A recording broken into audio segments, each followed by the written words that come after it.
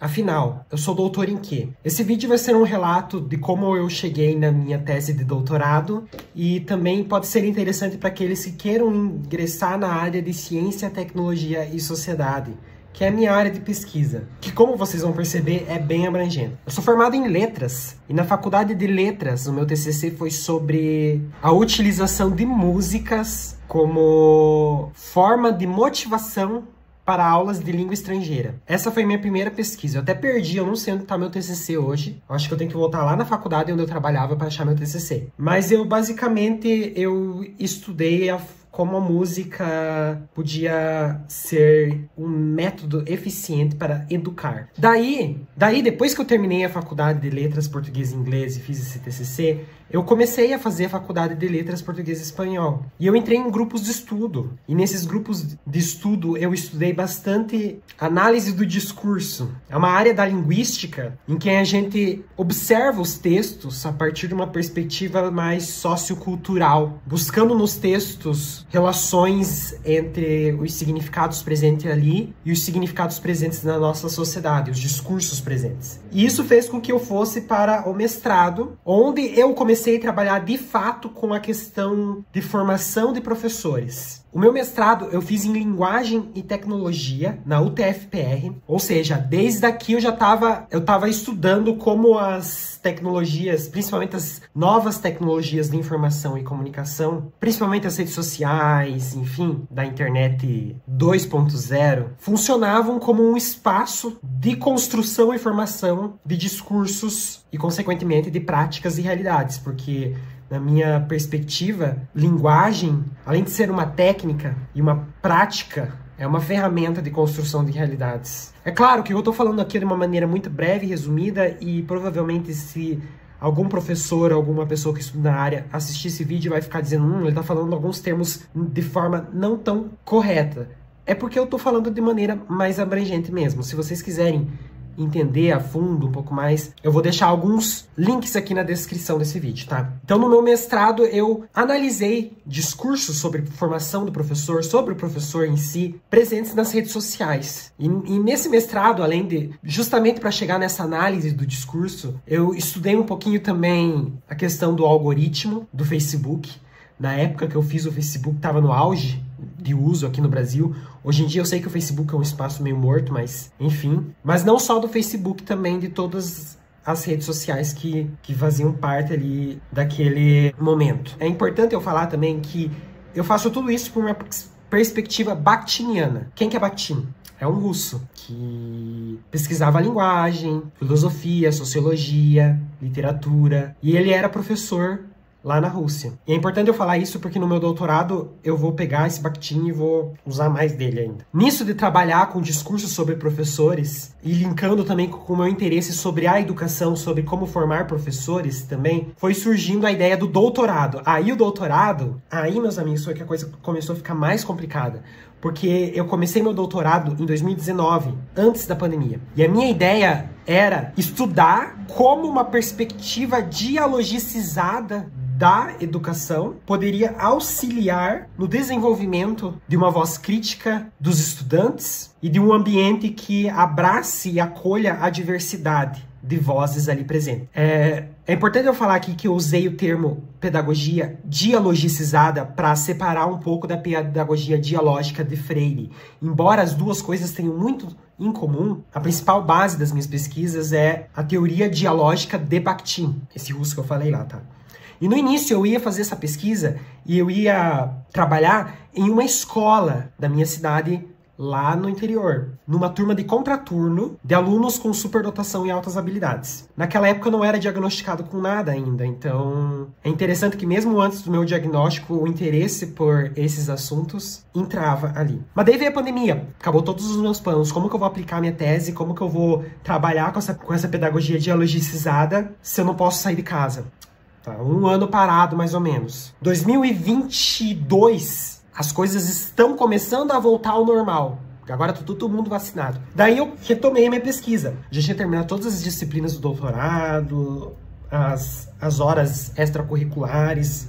Enfim, só precisava terminar minha pesquisa mesmo. Daí, nesse meio tempo, eu fui diagnosticado com autismo, no meio do meu doutorado, em 2021. Tava no 2º ano do doutorado. Eu já ia trabalhar com uma turma de altas habilidades. Daí eu tentei conversar com o meu orientador e tudo mais, se haveria a possibilidade de eu trabalhar com essa questão da formação docente relacionada à pedagogia dialogicizada com professores que trabalham com alunos autistas e neurodivergentes. Só que daí, como o meu tema era muito amplo e específico também, porque eu estava ao mesmo tempo que tentando definir melhor um conceito de pedagogia dialogicizada a partir de Bakhtin. Tanto é que se você procurar no Google pedagogia dialogicizada, você não vai achar muita coisa.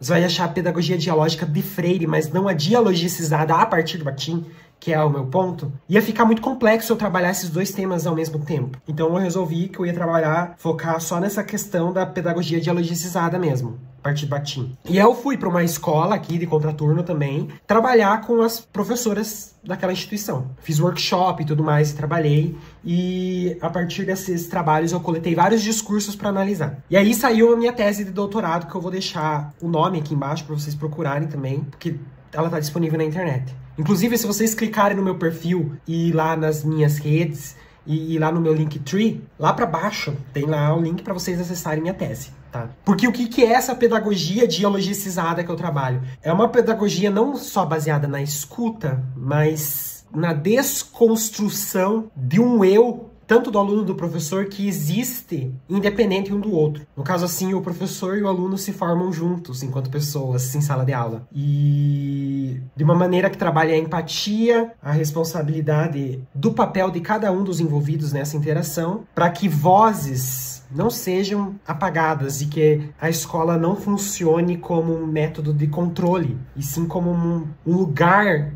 de geração de mentes pensantes e críticas e empoderadas. É bem complexo, mas basicamente é a gente trabalhar com a diversidade de vozes em sala de aula. Assim, na minha tese de doutorado, eu não trabalhei o autismo em específico, mas, paralelamente a isso, eu comecei a estudar sobre autismo justamente porque eu fui diagnosticado. Então, eu comecei a aplicar os meus conhecimentos adquiridos no mestrado e no doutorado sobre formação de professor, sobre a pedagogia dialogicizada, em palestras que eu estava dando. Então, hoje em dia, eu poderia dizer que eu trabalho com a pedagogia dialogicizada a partir de Bakhtin, como forma de promover na sala de aula um ambiente mais inclusivo. E agora vocês vão me perguntar, tá, mas você fez o doutorado em tecnologia e sociedade, o que isso tem a ver com educação? O que isso tem a ver com linguística? O que isso tem a ver com pedagogia? Eu fiz o meu doutorado num programa de pós-graduação muito específico e diferente, que é o Programa de Pós-Graduação em Tecnologia e Sociedade da UTF-PR. E ele é um programa interdisciplinar. Ele envolve arte, comunicação, design, direito, educação, engenharia, filosofia, física, história, letras, sociologia, matemática, psicologia, enfim, tudo. Tanto é que era tão diverso que dos meus colegas tinha historiadores, tinha psicólogos, tinha enfermeiros, enfermeiras, médicos, engenheiros, arquitetos, todos na mesma turma estudando a relação entre a tecnologia e a sociedade. Por isso que um dos panos de fundo da minha pesquisa também é a educação e a prática educacional pedagógica enquanto uma técnica, a tecnologia, certo? E, paralelamente a isso, também estudos de como a tecnologia ajuda a criar grupos de identificação, a formar a identidade dos indivíduos, justamente por retirar essa barreira geográfica, a internet eu tô falando principalmente, e fazer com que pessoas do mundo inteiro criem esses grupos. Inclusive eu falei um pouquinho sobre isso no meu mestrado. Esses clusters identitários, ou vocês podem chamar de bolhas, que não era possível antigamente. Por exemplo, hoje eu sou autista e eu conheço diversos autistas pela internet e criei uma comunidade de autistas na internet. Se fosse 30 anos atrás e não tivesse internet, eu ia ser um autista sozinho, ia ser muito mais depressivo. E era depressivo, porque eu vivia a época sem internet também. Então, junto a isso, como as tecnologias ajudam a dar voz para essas minorias que são subalternizadas, que são julgadas, que sofrem preconceito, certo? Pessoas com deficiência, LGBT, minorias étnicas, etc, etc, etc. certo? Inclusive, agora nessa área de pesquisa mesmo, existem muitos estudos, e que eu pretendo falar aqui em próximos vídeos, envolvendo a inteligência artificial, que é na minha área também, das novas tecnologias de informação e comunicação lá. E como isso pode ser uma ferramenta útil de acessibilidade e educacional também. Tudo isso se resume, se for ver, educação, Bakhtin, pedagogia, diversidade, pensamento crítico, tecnologia, redes sociais, algoritmo, etc., discursos presentes nas redes.